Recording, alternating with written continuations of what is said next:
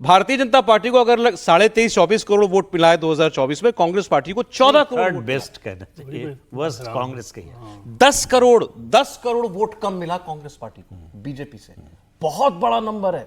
10 crore voter BJP के पास extra है BJP से। शिवराज जी, पर दूसरा पक्ष इसका यह भी है कि बात सही है कि कांग्रेस के पास वोट कम है, कांग्रेस सरकार में नहीं है, लेकिन बॉडी लैंग्वेज से आपको क्या लग रहा है?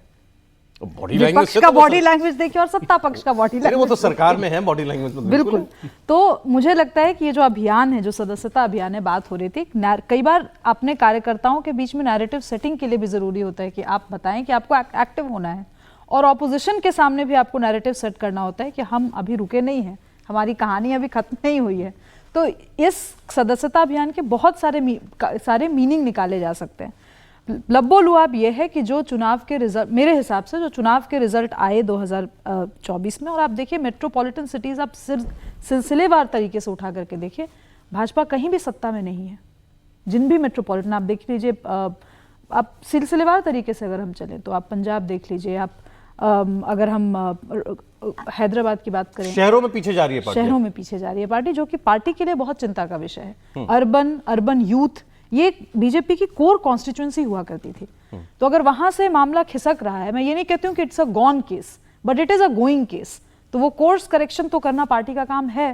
तो अब हो सकता है इस सदस्यता अभियान के बाद सक्रियता है, हो सकता है टू वे फीडबैक का जो मैकेनिज्म हो।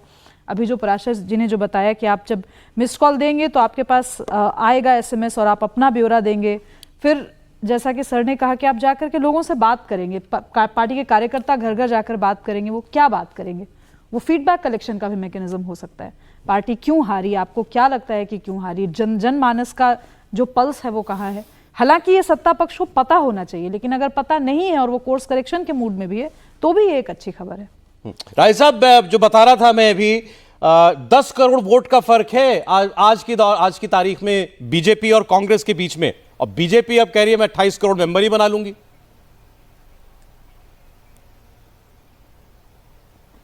सौरभ, देखिए, फिर मैं कहूंगा सदस्यता जो है उसके आधार पे कांग्रेस के कितने 4 करोड़ सदस्य हैं, 4 करोड़ सदस्य हैं और 14 करोड़ वोट मिले, तो मतलब एक सदस्य जो है वो 3 से ज्यादा वोट कांग्रेस के लिए दिला रहा है।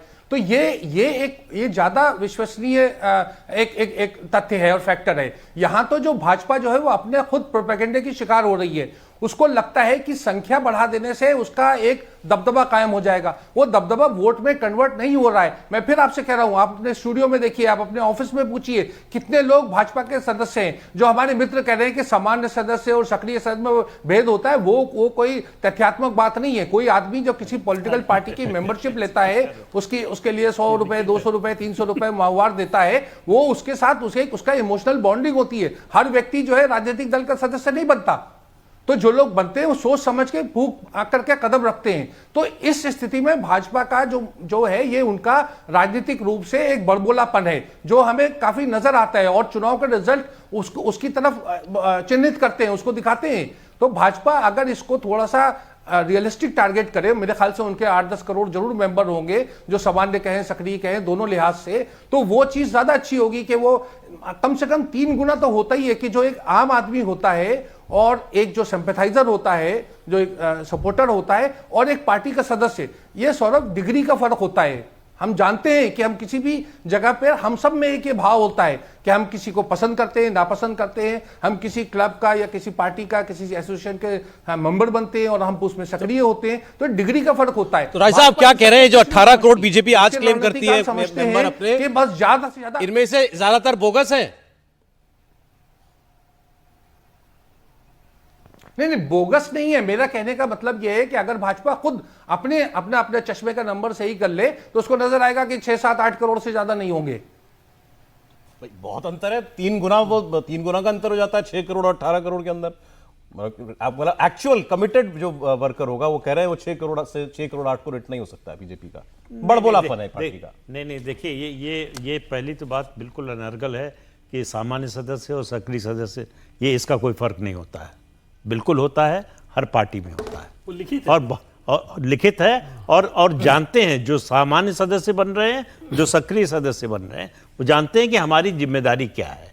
एक क्या अंतर, क्या सक्रिय सदस्य को जिम्मेदारी दी जाती है? जिम्मेदारी दी जाती वो है। 10-10 बनाएंगे सदस्य, सक्रिय सदस्य जैसे जो बनेंगे ना, तो वो 10-10 नए सदस्य बनाएंगे, उनके ऊपर ये जिम्मेदारी होगी। अच्छा। और ये अभियान, जैसे उस अभियान का बकायदा, जैसा कि लिखित बार बार मैं इस बात को कह रहा हूँ कि ये अभियान चलेगा पहले 1 महीने तक, जो सामान्य सदस्यता अभियान है, उसके बाद 15 दिन का चलेगा सक्रिय सदस्यता अभियान।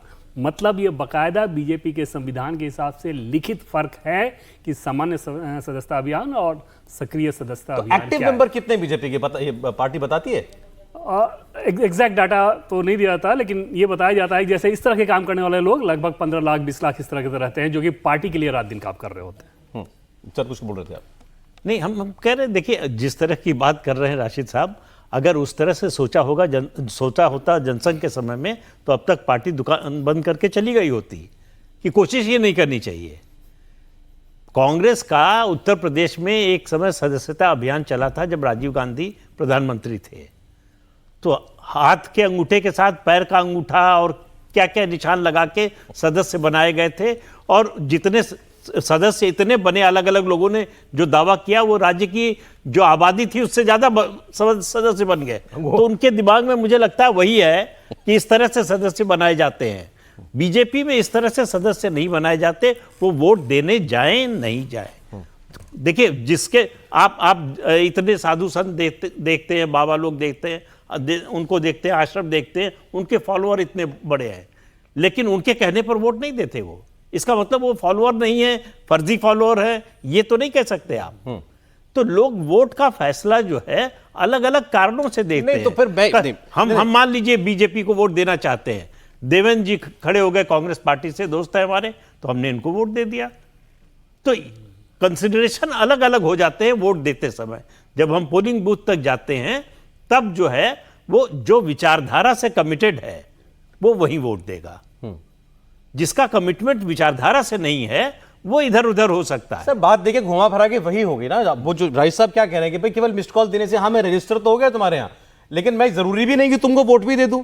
ये तो फिर मैं अपेक्षा किस भी बात नहीं का है। तो फिर किस बात का बीजेपी भी ये नहीं कहती है। फिर क्या, फिर इस अभियान का क्या मतलब? नहीं, फायदा ये है आउटरीच। भाई चुनाव के समय सबसे ज्यादा शिकायत वोटर की क्या होती है कि कोई पूछने ही नहीं आया, कोई हमसे वोट मांगने ही नहीं आया।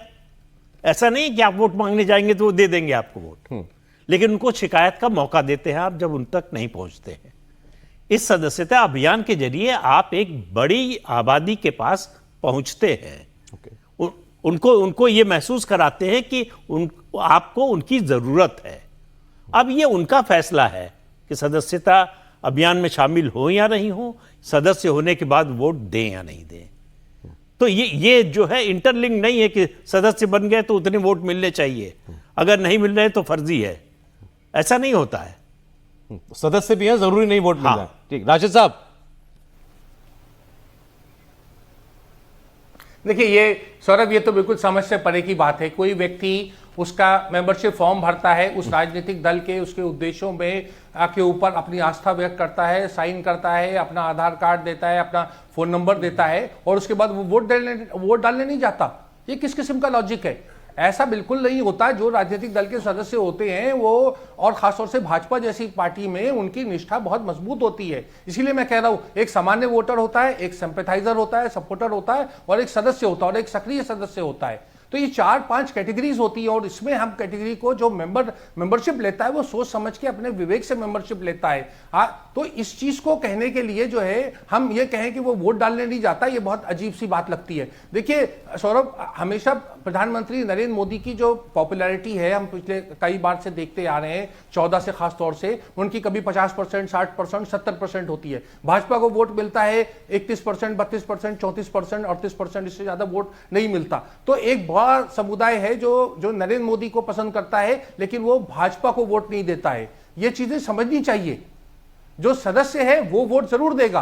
कांग्रेस का तो मैं जानता हूं, कांग्रेस में पूरी की पूरी जो बड़े लीडर अब राशिद साहब ये बात भी देखिए समझ में आने वाली नहीं है। ये फिर ये अभी आपने अपनी बात को देखिए कॉन्ट्रडिक्ट कर दिया। आप कह रहे हैं जो सदस्य होगा वो वोट कैसे नहीं देगा, वो तो वोट देगा ही देगा। ऐसे जो आदमी ये मानता है कि देश का प्रधानमंत्री नरेंद्र मोदी को होना चाहिए और वो वोट राहुल गांधी को दे देगा,